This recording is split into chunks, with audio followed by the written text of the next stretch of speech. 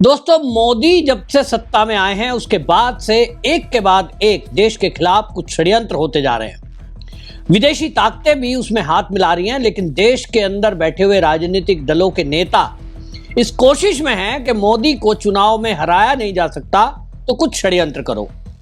जहां एक तरफ राहुल गांधी वोट चोरी का फर्जी मुद्दा लेकर पूरे देश में युवाओं को भड़काने की कोशिश कर रहा है, वहीं अब कुछ मुस्लिम नेता, कई ऐसे राजनीतिक दलों के नेता जिसमें समाजवादी पार्टी के तो विधायक तक सामने खुलकर आ रहे हैं, भड़काऊ बयान दे रहे हैं।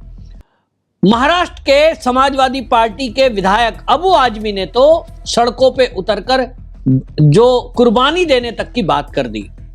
अब आप समझ सकते हैं कि यदि आप कुर्बानी की बात कर रहे हैं, सड़कों पे उतरने की बात कर रहे हैं, तो इरादा क्या हो सकता है।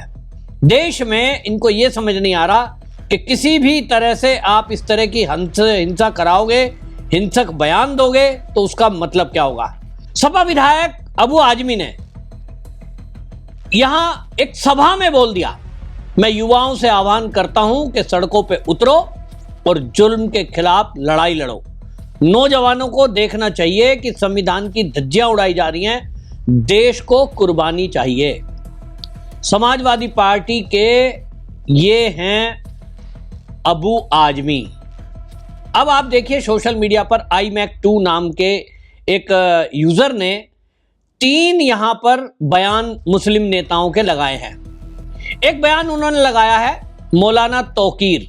ये मौलाना तौकीर एक पार्टी के हेड है और ये जो पार्टी है इत्तेहाद ए मिल्लत काउंसिल IMC, उसके नेता हैं, प्रमुख हैं। और ये क्या कह रहे हैं, अब हद हो चुकी, नेपाल श्रीलंका से ज्यादा भारत में मुसलमान अगर वो सड़कों पे आ गए तो हालात क्या होंगे। ये जो है बयान दे रहे हैं, हमें मजबूर ना किया जाए। ये 1 हफ्ते की इन्होंने मोहलत दी है।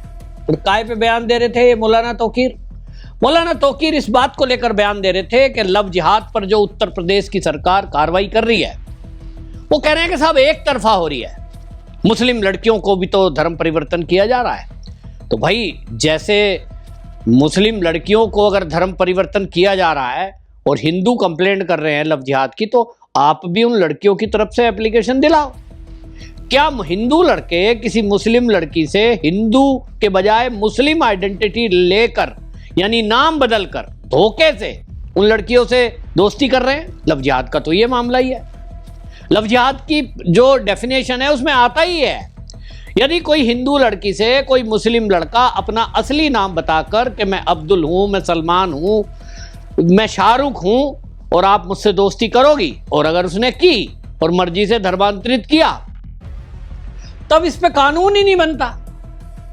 बालिग बच्चे हैं, शादी कर रहे हैं, 2 अलग अलग धर्मों के हैं, विशेष मैरिज एक्ट के तहत शादी हो जाती है।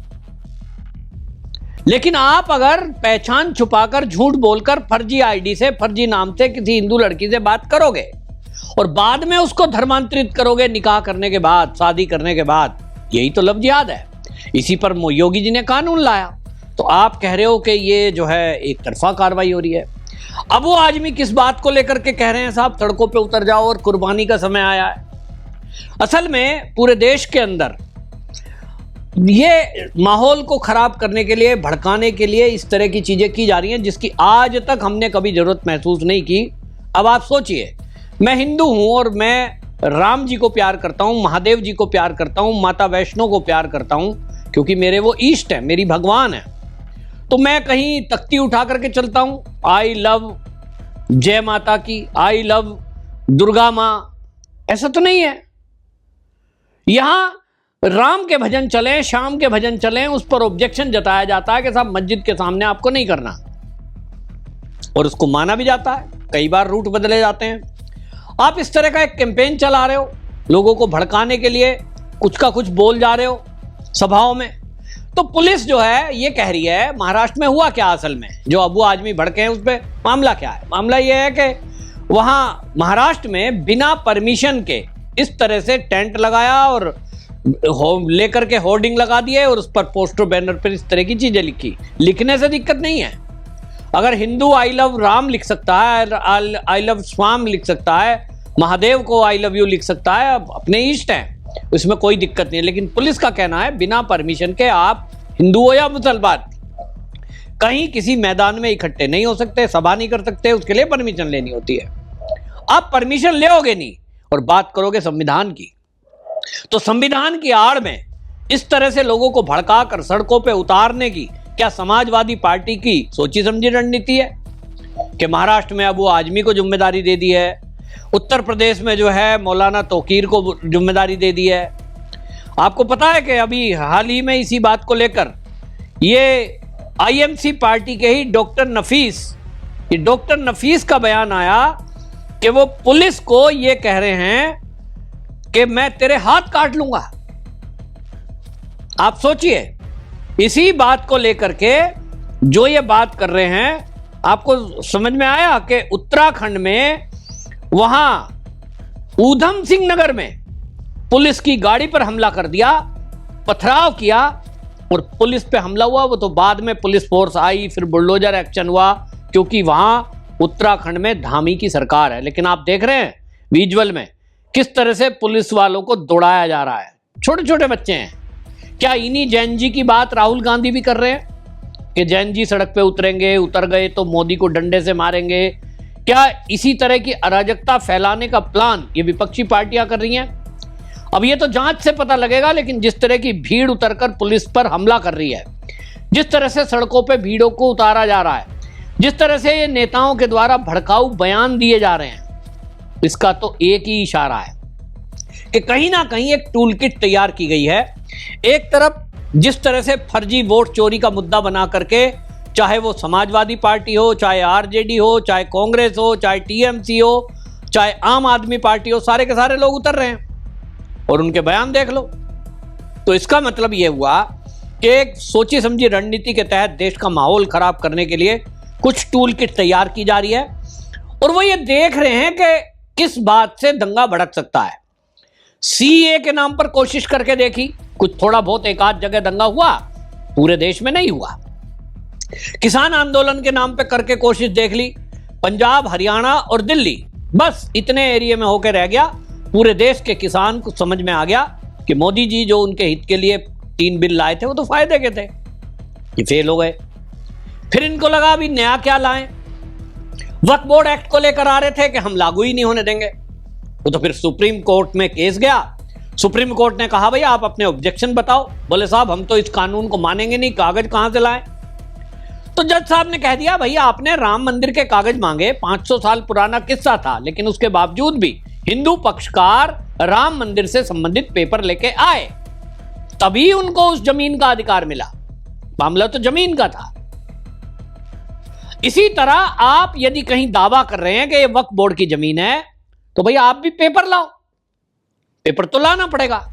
जब सुप्रीम कोर्ट ने यह उदाहरण दे दिया और सोशल मीडिया पर इसकी चर्चा चली कि जब राम मंदिर 500 साल पुराना आप उसके पेपर मांग सकते हो, और कोर्ट में सालों साल फैसला चला, उसके बावजूद भी कह रहे थे हम नहीं मानेंगे, तो आपको अगर 100, 150, 200 साल पुराने कोई कागज दिखाने पड़ रहे हैं, भाई क्यों नहीं दिखाओगे?